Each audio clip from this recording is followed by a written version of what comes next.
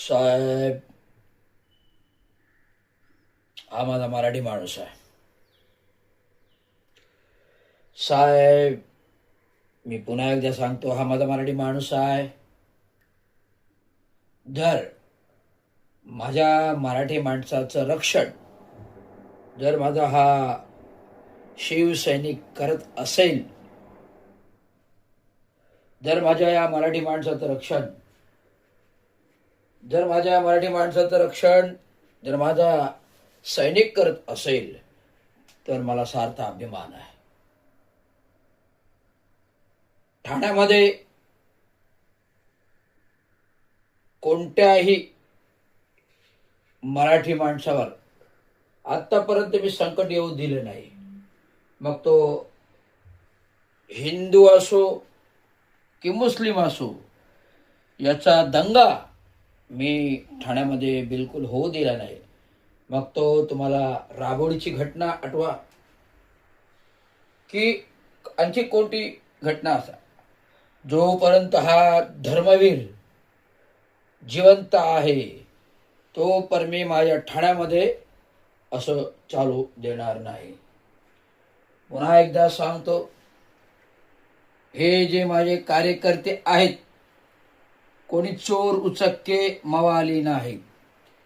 हे माझे जे कार्यकर्ते आहेत, कोणी चोर उचक्के मवाली नाहीत की तुम्ही त्यांना या धरून पोलीस स्टेशनला आणलेले आहेत. हे माझे कार्यकर्ते कोणी चोर उचक्के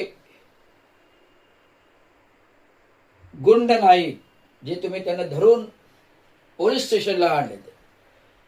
हे पहा, हा एकनाथ, हा पहा रवी फाटक, हा पहा राजन विचारे, आणि ही पहा महिलांची रणरागिणी अनिता बिर्जे. माझ्या मराठी माणसावर तर न्याय आणि अत्याचारावर ही रणरागिणी लढणारी आहे. आणि ह्यांना तुम्ही गुंड समजून पकडून आणलात. लक्षात ठेवा, या धर्मवीर आनंद दिघ्यांशी गाठ आहे. लक्षात ठेवा, या धर्मवीर आनंद दिघ्यांशी गाठ आहे. म्हणून ठाण्यामध्ये सुंदर असं वातावरण आहे, सुंदर असं निसर्ग आहे, आणि माझा मराठी माणूस शांततेने जगतोय, शांततेने खातोय, कष्टाने राहतोय, कष्टाने खातोय, जगतोय. त्याला जगू द्या. कुठल्याही कायद्याची भीती, कुठल्याही कायद्याची रक्षण हे करणं आम्ही सुद्धा जाणतो. परंतु पोलिसांच्या भेषातले राक्षस,